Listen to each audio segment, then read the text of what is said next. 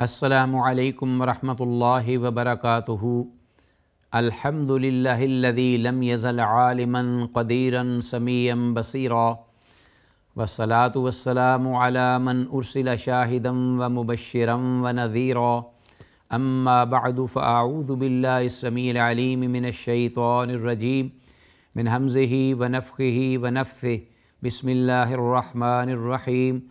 فبشر عباد الذین یستمعون القول فیتبعون احسنہ، اولئک الذین ہداہم اللہ واولئک هم اولو الالباب۔ ناظرین، پروگرام صوت ہادی لے کے حاضر خدمت ہوں اور دعا گو ہوں کہ اللہ تعالیٰ جو کچھ بھی اس پروگرام میں سنا جائے اس کو سمجھنے اور پھر اس پر عمل کرنے کی توفیق عطا فرمائے۔ اللہم ارنا الحق حقا وارزقنا اتباعہ وارنا الباطل باطلا وارزقنا اجتنابہ، آمین یا الہ العالمین۔ ہماری آج کی اس نشست میں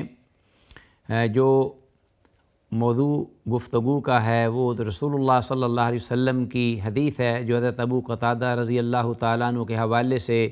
مذکور ہے، اور جس پر مؤلف رحمہ اللہ نے باب ذکر کیا ہے، باب تحریم الصید للمحرم، احرام کی حالت میں شکار کی حرمت کے بارے میں۔ اور ظاہر ہے کہ یہ شکار خشکی کا یا جنگل کا شکار ہے جو کہ ایک محرم کے لیے ناجائز ہے۔ اس سلسلے میں پہلے احادیث کا بھی ہم نے تذکرہ کیا، اور اسی ضمن میں اس 745 745 حدیث نمبر ہے ابو قتادہ رضی اللہ تعالیٰ عنہ سے مروی کہ ان رسول اللہ صلی اللہ علیہ وسلم خرج حاجا، کہ حضرت ابو قتادہ رضی اللہ تعالیٰ عنہ نے یہ بیان کیا ہے کہ نبی مکرم صلی اللہ علیہ وسلم حج کا ارادہ کر کے نکلے، صحابہ اکرام رضوان اللہ علیہم اجمعین بھی آپ کے ساتھ تھے۔ تو فخرجوا معہ فصرف طائفة منہم فیہم ابو قتادہ، تو آپ اپنے صحابہ کی ایک جماعت کو جس میں حضرت ابو قتادہ رضی اللہ تعالیٰ عنہ بھی تھے ان کو یہ ہدایت دی، خاص طور پر انسٹرکشنز آپ صلی اللہ علیہ وسلم یہ دے رہے تھے کس بارے میں، کہ فرمایا کہ خذوا فقال خذوا ساحل البحر حتی نلتقی، کہ تم لوگ دریا کے کنارے کنارے ہو کر چلو اور دشمن کا پتہ چلاؤ، دشمن کا پتہ لگاؤ اور پھر ہم سے آ کر اس اوپر کے راستے سے آگے ہمارے ساتھ آ کر ملو۔ یہ رحمت للعالمین کی سفر کے دوران حفاظت کے لیے یہ پالیسی تھی جو انہوں نے وضع فرمائی، اور صحابہ کرام رضوان اللہ علیہم اجمعین کو یہ ذمہ داری سونپی۔ حضرت ابو قتادہ رضی اللہ تعالیٰ عنہ بھی ساتھ تھے۔ تو وہ لوگ جو ہیں رسول اللہ صلی اللہ علیہ وسلم کی ہدایت کے مطابق وہ چلے وہاں۔ یہ سفر جو تھا جیسا کہ میں نے ذکر کیا ہے ناظرین، ایک حدیبیہ کے حوالے سے سفر تھا۔ تو سفر جو تھا یہ چونکہ خاصا لمبا ہے، آپ جانتے ہیں کہ مدینہ اور مکہ کے درمیان کا سفر اگر انسان اونٹوں پہ یا سواریوں پہ کرے جانوروں کی یا پیدل کرے تو کتنا یہ بڑا اور کتنا لمبی یہ مسافت ہے۔ تقریباً آج بھی گاڑی پر اگر سفر کیا جائے تو یہ تھکا دینے والا سفر ہے، اگرچہ ہر قسم کی سہولیات یہاں موجود ہیں الحمدللہ آج کل، لیکن اس کے باوجود ایک شخص جو ہے وہ اس کے بعد تھکاوٹ خاصی محسوس کرتا ہے۔ تو کجا یہ سفر جو ہے وہ صحرائی ہو، پھر پہاڑوں کی وادیوں میں، ریگستانوں میں، سنگلاخ پہاڑ ہیں، گرمی ہے، اس کے ساتھ یہ کہ سفر طویل ہے، لمبا ہے، جانور ہیں، اور کثرت کے ساتھ صحابہ اکرام طعام و شراب کی بہت کمی اور قلت ہے، لیکن اس کے ساتھ اللہ نے اپنے اہل ایمان کا کچھ اس سفر میں چاہا کہ میں امتحان لوں، آزمائش کروں۔ ناظرین، آپ دیکھیے ہم اپنے سفر میں جو ہم زندگی گزارتے ہیں یہ کتنا اس وقت کے سفر سے اگر ہم تقابل کریں تو فرق بنتا ہے، زمین و آسمان کا فرق ہے، لیکن اس کے باوجود دیکھیے کہ معمولی بھی اگر کوئی پریشانی آتی ہے، رکاوٹ بنتی ہے، تھکاوٹ ہوتی ہے، بیماری آتی ہے، بھوک لگتی ہے، پیاس ستاتی ہے، تو ہم وہ پریشان ہوتے ہیں اور اس طرح کے شکوے اور گلے اور نازیبا الفاظ زبان پہ، نہ شکری کے نہ قدری کے ہم ادا کرتے ہیں کہ ہمیں پتہ ہی نہیں ہوتا کہ ہمارا کسی خالق و رازق و مالک پر ایمان بھی ہے کہ نہیں، اور ہم کسی کے اس ذات کے مخلوق ہیں جس نے یہ چیز اپنے ذمہ لی ہوئی ہے، اور اس ذات پر ہمارا پختہ ایمان ہے۔ تو دیکھیے صحابہ کرام رضوان اللہ علیہم اجمعین پیغمبر کی رفاقت میں ہیں، اور امام الانبیاء، امام الرسل، اور اللہ کے دین الہی کلمت اللہ کے لیے یہ سفر ہے اور نیکی کا سفر ہے، لیکن اس کے باوجود اللہ اپنے اہل ایمان کی آزمائش کر رہے ہیں، جو باقاعدہ سفر کو آزمائش کہا گیا، اس لیے کہ بھوک بھی اور پیاس بھی، تھکاوٹ بھی، لمبا سفر بھی۔ پھر یہ ہوا کہ اس راستے میں جیسا کہ محسوس ہوتا ہے کہ جانور جنگلی اور ریگستانی صحرائی وہ کثرت سے صحابہ کرام کی جو اماج گاہیں جہاں وہ پڑاؤ ڈالتے، قیام کرتے، وہاں وہ گھساتے اور پھر ان کے سامنے چلتے پھرتے نظر آتے، باوجود کہ صحابہ کرام احرام کی حالت میں تھے۔ تو اس دوران چونکہ رکاوٹ تھی کہ احرام کی حالت میں شکار ممنوع ہے، جائز نہیں، اجازت نہیں، اور پھر بھوک کی شدت کے باوجود صحابہ کرام رضوان اللہ علیہم اجمعین اس امتحان میں سرخرو نکلے، اور قرآن مجید نے اس جو ذکر کیا ہے اس امتحان کا، اس کے بارے میں باقاعدہ آیت کریمہ ہے، اور اس میں اللہ رب العالمین نے یہ بات فرمائی ہے کہ یا ایھا الذین آمنوا لیبلونکم اللہ بشیء من الصید تنالہ ایدیکم ورماحکم لیعلم اللہ من یخافہ بالغیب۔ اللہ اکبر، کہ اہل ایمان اللہ ضرور تمہاری آزمائش کرے گا کسی بھی چیز کے ساتھ، اور خاص طور پر وہ چیزیں جس کے ساتھ آزمائش اللہ کرے گا اس میں سے ایک من الصید تنالہ رماحکم ایدیکم ورماحکم، وہ شکار بھی ہوگا کہ جس پر تمہارے ہاتھ اور نیزے ان کی اپروچ ہوگی، وہ بڑے آسانی سے آپ کے ہاتھ میں آ رہے ہوں گے، آپ کے آگے پیچھے نظر آتے ہوں گے، آپ کے خیموں میں گھس رہے ہوں گے۔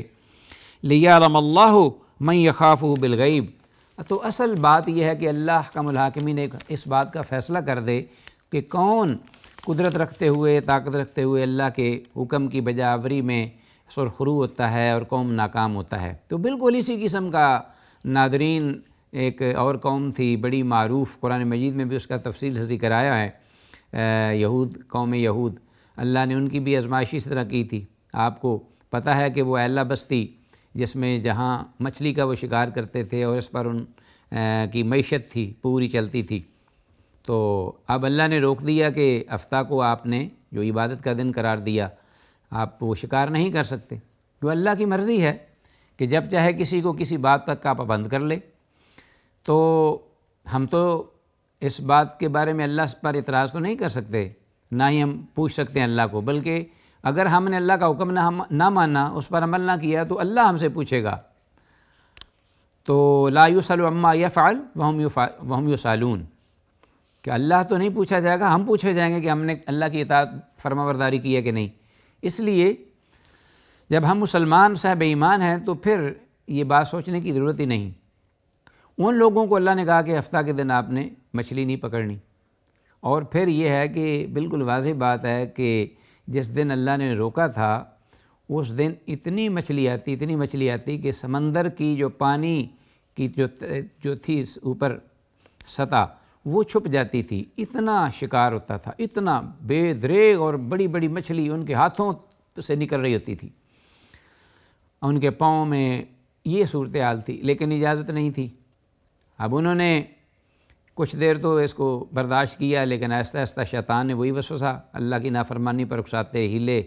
ان وسوسے ان کے ذہن میں آنے لگے، اور پھر اسی طرح بالآخر وہ وقت آیا کہ جب قرآن مجید نے اس کا ذکر کیا ہے کہ آپ اس بستی والوں سے پوچھئے التی کانت حاضرۃ البحر اذ یعدون فی السبت، جس طرح کہ وہ ہفتہ کے دن، عبادت کے دن وہ اللہ کی نافرمانی کرتے تھے، تو جس دن وہ پکڑنا چاہتے تھے اس دن کوئی چیز نہیں آتی تھی، اور جب پکڑنا چاہتے تھے جس دن نہیں پکڑتے تھے یا پابندی تھی اس وقت، یوم لا یثبتون لا تأتیہم، جس دن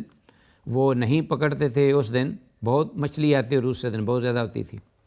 تو کذالک نبلوہم بما کانوا یفسقون، بالآخر اللہ نے یہ کہا کہ ہم ان لوگوں کا ہم امتحان لے رہے تھے، مسئلہ مچھلی کا نہیں تھا، مقصد یہ تھا کہ اللہ کے اس حکم کی کون بجاوری کرتا ہے۔ صحابہ کرام رضوان اللہ علیہم اجمعین کی بھی یہی بات ہے یہاں۔ تو اب ان لوگوں نے 3 گروہ اس میں ہو گئے، تو بالآخر کیا ہوا کہ صرف وہی بچا، فانجینا الذین ینہون عن السوء، ہم نے ان لوگوں کو روکا جو صرف برائی سے روکتے تھے، منع کرتے تھے بھئی اللہ کی نافرمانی نہ کرو۔ جو لوگ خاموش تھے ان کو بھی سزا کی لپیٹ میں لے لیا، علیہ باللہ۔ تو بہرحال اللہ حکم الحاکمین کا یہ ایگزام جو تھا اور ٹیسٹ جو تھا، اس میں صحابہ اکرام سرخرو ہوئے، نکلے۔ تو اس اعتبار سے اس بارے میں یہ جو حدیث ہے یہ ہمارے سامنے ہے کہ فرماتے ہیں حضرت ابو قتادہ رضی اللہ تعالیٰ عنہ، الا ابو قتادہ لم یحرم، انہوں نے احرام نہیں باندھا رسول اللہ صلی اللہ علیہ وسلم کے اس صحابہ اکرام کے گروہ میں جو وہ دشمن کے سلسلے میں سمندر کے کنارے یا راستے کی طرف چلے تھے۔ اب کیا ہوا کہ فبینہم یسیرون اذ رعوا حمور وحش، اس حال میں کہ وہ چل رہے تھے راستے میں الگ، دشمن کا پتہ چلا نہیں کہ انہوں نے بہت سارے ایک ہی جگہ پر جنگلی زیبرے دیکھے۔ تو آپ نے آبزرو کیا ہوگا کہ بس اوقات آپ جب کوئی دیکھتے ہیں جنگلی جانوروں کی جگہ یا مووی میں نیٹ میں، تو وہ جانور جو ہوتے ہیں مختلف ایک ہی نسل کے جنس کے ہزاروں کی تعداد میں اکٹھے ہو کر چلتے ہیں۔ اس میں وہ کئی ایک ان کے فوائد ہیں۔ بہرحال کم از کم اکیلا تو بہت ہی کوئی غلطی سے جانور اگر الگ رہ جائے تو رہ جائے، وگرنہ ایک ہی جنس کے 2 یا 2 سے زیادہ ضرور ہوتے ہیں۔ جنگل میں اپنی حفاظت کے پیش نظر یا شکار کو آسانی سے جا لینے کے لیے بھی ایک ان کا ایک مقصد ہوتا ہے کہ جلدی سے کوئی شکار ہمارا قابو میں آ جائے اور ہم اس کو کھا لیں، یا ہم کوئی دشمن حملہ آور ہو تو اس سے ہم بچ جائیں مل کر اس کا مقابلہ کر کے۔ تو کہتے ہیں کہ بہت سارے یعنی کافی تعداد میں حمور وحشن یہ ہمیں نظر آئے، جنگلی زیبرے۔ فحمل ابو قتادہ علی الحمور فعقر منها اتانا، حضرت ابو قتادہ رضی اللہ تعالیٰ عنہ نے ان میں سے کسی ایک کا نشانہ لیا اپنے بھالے سے یا جو بھی آپ کے پاس ہتھیار تھا، تو ایک جو ان میں سے تھی مؤنث مادہ اس کا شکار کر لیا، اور اس کے ساتھ ہی فنزلوا فاکلوا من لحمها، وہ اترے اور اتر کر انہوں نے اپنا اس کو ذبح کیا، ذبح کرنے کے بعد اس کو بنایا، اس کا گوشت، پھر اس کو کھایا۔ فاکلوا من لحمها وقالوا اناکل لحم صید ونحن محرمون، پھر وہ آپس میں ہی ایک دوسرے کے ساتھ ہی گفتگو اور باتیں کرنے لگے کہ کیا ہمارے لیے یہ جائز ہے کہ ہم احرام کی حالت میں یہ شکار کیا وہ گوشت جو ہے وہ کھا لیں، کیونکہ شکار کے گوشت کی تو پابندی ہے محرم کے لیے۔ آپس میں گفتگو کرنے لگے۔ فحملنا ما بقی من لحم الاتان، یا فحملنا، جو ہمارا اس جو مادہ گدی تھی اس کا جو جنگلی گوشت بچا اس کو ہم نے اپنے پاس رکھ لیا، اپنے ساتھ رکھ لیا۔ فلما اتوا رسول اللہ صلی اللہ علیہ وسلم، جب رسول اللہ صلی اللہ علیہ وسلم کے پاس وہ آئے سارے مل کر اپنے اس مشن کو مکمل کرنے کے بعد، تو انہوں نے یہ بات بتا دی۔ قالوا یا رسول اللہ، اللہ کے رسول صلی اللہ علیہ وسلم، انا کنا احرمنا، بے شک ہم احرام کی حالت میں تھے عبادت میں۔ وقد کان ابو قتادہ لم یحرم، ابو قتادہ جو تھے انہوں نے اتفاق سے احرام نہیں باندھا یا احرام میں نہیں تھے وہ۔ تو فرعینا حمر وحشن، تو ہم نے کچھ جانور دیکھے جنگلی جنہیں ہم اپنے جنگلی گدے یا زیبرے۔ فحمل علیہ ابو قتادہ فعقر منها اتانا، ان میں سے ایک پر ابو قتادہ نے حملہ کیا، حملہ آور ہو کر اس کا پیچھا کیا اور ایک مادہ جو جانور تھا اس کا شکار کر لیا۔ فنزلنا، تو ہم اترے ایک جگہ پر، فاکلنا من لحمها، اور ہم نے اتر کر وہاں اس کا گوشت تیار کر کے بنایا بھی اور کھایا بھی۔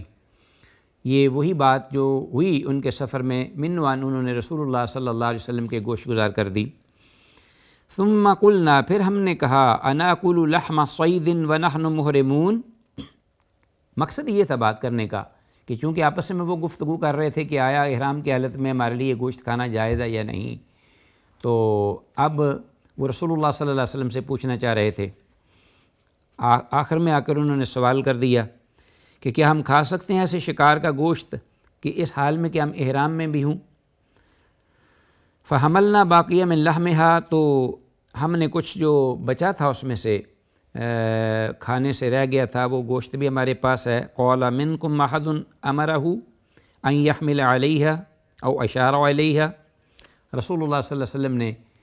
تھوڑی سی وضاحت چاہی، جو کہ دوسری احادیث میں ان کا ذکر نہیں ہوا، لیکن جو ایک ہی واقعہ اس میں مختلف جو احادیث ہیں ان ساری احادیث کو ایک جگہ پر ذکر کرنے کا مقصد بھی یہی ہوتا ہے کہ جو الفاظ ایک حدیث میں نہیں وہ دوسری حدیث میں ذکر ہوتے ہیں، تاکہ وہ سارا واقعہ اور اس کے مختلف پہلو جوانب وہ پڑھنے والے کے سامنے آ جائیں، اور پھر اس سارے واقعے کو سامنے رکھتے ہوئے ایک صحیح شرعی مسئلہ جو ہے وہ یا سلوشن وہ سامنے آ جائے انسان کے اور وہ سمجھ سکے۔ یہاں یہ ہے کہ رسول اللہ صلی اللہ علیہ وسلم نے ان کی یہ بات سن کر پوچھا، قال منکم احد امرہ ان یحمل علیہ او اشار الیہ، کیا جو احرام میں لوگ تھے اس وقت انہوں نے آیا حضرت ابو قتادہ رضی اللہ تعالیٰ عنہ کو جب انہوں نے وہ جانور دیکھے جنگلی اور وہ حملہ آور ہونے کے لیے تیار ہوئے، تو آپ میں سے کسی نے ان کو اس کی طرف رہنمائی کی ہو یا اشارہ کیا ہو، یا یہ ہے کہ شکار کو روکنے میں مدد کی ہو یا شکار کرنے میں اس جانور کو روکا ہو؟ یہ رسول اللہ صلی اللہ علیہ وسلم نے ان سے پوچھا۔ کہنے لگے کہ قالوا لا،